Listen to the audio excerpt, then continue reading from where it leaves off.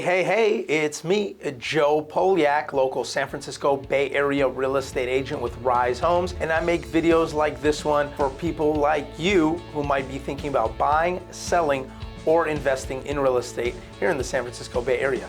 Hey, so this video is going to be about if you are a potential home buyer and you are debating between buying a fixer-upper property or maybe a property that needs a little bit of work versus buying a turnkey, either recently flipped or recently remodeled home. So we're gonna just dive into that. A lot of people ask me when I start working with them, they ask about the possibility of buying something, maybe a fixer, or maybe not even necessarily a fixer, or what is called a fixer, which often is referring to like a rundown home in really rough shape. They either ask about that or maybe something that's not necessarily a home in really rough shape, but maybe a very dated home. Like maybe the people took very good care of it, but it's hasn't been remodeled for 50 years. So people ask me about that option and buying that home and then remodeling it and putting in some money and some time and some work into making it truly theirs and updated versus buying something turnkey. First thing is buying a home that needs a little bit of work. Generally speaking, Rise Homes, here at Rise Homes, we do a lot of remodeling for our clients, whether that is what we call like a lipstick remodel, where it's just basically painting,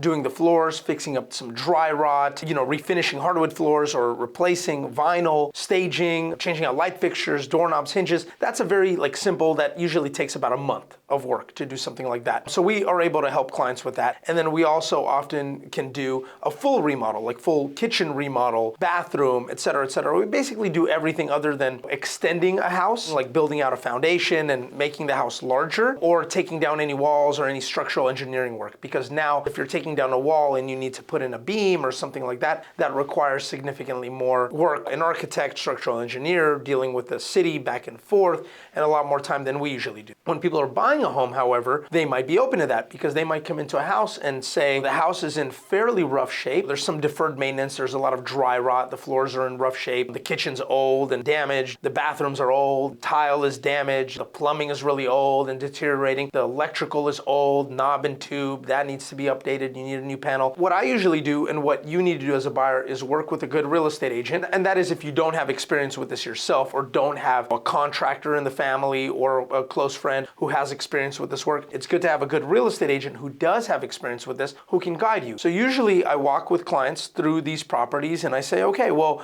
to do the floors, what kind of floors do you want? And they'll say, well, we would like the new engineered hardwood. That looks really good. Okay, great. Well, that would cost so-and-so amount of money and would take this long. So I help people through all these items, and then we add up how much that would cost, how much time that would take, and based on how much they would be paying for the house, what we feel to be the market value of the house, adding in all this work, cost-wise, time-wise, headache, dealing with all this, I try to really paint a picture for my clients on what that whole thing will look like, and based on that, that works for a lot of people, because they say, okay, I can buy this house for $1 million, and then I can put $300,000 into it over the course of, let's say, 3 to 6 months, on the safe side, 6 months, but realistically, a lot of work can be done in 3 to 4 months, and I'll spend $300,000, I'll have to pay a mortgage and holding costs, carrying costs of the house for 3 to 6 months, but then I get to move into my dream home. And so a lot of people go for that option. A lot of people don't have necessarily the budget or the time to do all that. A lot of people, if they're buying, let's say, a $1.2 million house, are maxing out. But let's say that $1.2 million house is livable. It's livable because it's been well taken care of, but everything is really old. Now, in that scenario, you can move into the house and just clean it up a little bit, make it a little bit yours, save up money, and then in 3 to 5 years, when you've saved up maybe a few $100,000 or got a gift, a lot of people get gifts or help from family. A lot of people decide to go that route. They buy a house that maybe it's not perfect, it needs work, it's old, dated,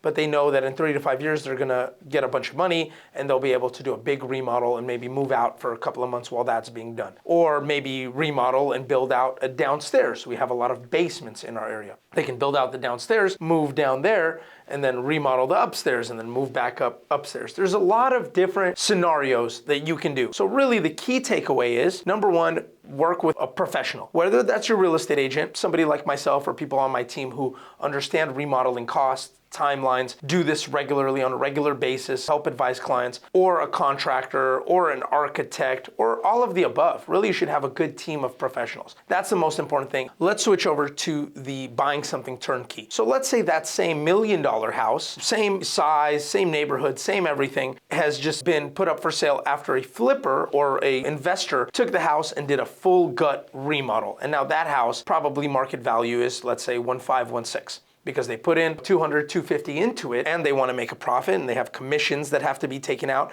and they have the profit they need to make, and they're going to pay taxes on. Usually it's income tax, because usually these projects are less than a year, so it doesn't fall into long-term capital gains tax territory. Another thing to think about. They want to sell it for 1.5, 1.6. In those scenarios, you get a turnkey house. Obviously, the positives are it's a turnkey house. You can move right in. It's usually going to be neutral and have like nice modern marble-ish looking subway tile-y kind of backsplash and nice beautiful countertops, quartz countertops that are a light color or a gray. Depends who the designer was. That's the benefit, that you have something turnkey you can move right into. The negative is you didn't get to design it, so you can't choose what you like. But more important than that is quality control. Some flippers you see just do something really quickly. I've seen where they did a quick flip job and they put in new cabinets, new countertops, and new floors and recessed lighting and all these things. And the house looked really nice in pictures and when you walk through, but when you inspect in more detail, you see certain things that show signs of they didn't really put a lot of attention into stuff behind the walls. Did they update the pipes before they reclosed the walls? If you had a 30-year-old kitchen and it's 30-year-old pipes and they're deteriorating, you should replace those pipes and you should make sure that the structure and everything related to components, the electrical and the plumbing components of the house are good. Right? If it's your own house, you're going to make sure that that's done well. Whereas somebody who's just out to make a profit is thinking, well, I need to make a profit. I need to lower my expenses. And they will cut corners sometimes and do things that are not in the best interest of the person buying the house. It also really depends on who took on the project and who did the work. Oftentimes, I advise my clients that when we're looking at flips, we really want to pay attention to details and see whether they laid the cabinets straight. How is the tile work done? Let's look at the inspections to see if they went in the crawl space and see if they did any good amount of insulation, plumbing repairs, electrical work, is the panel new, all these additional things. So that's really the risk that you're taking with a flip, is that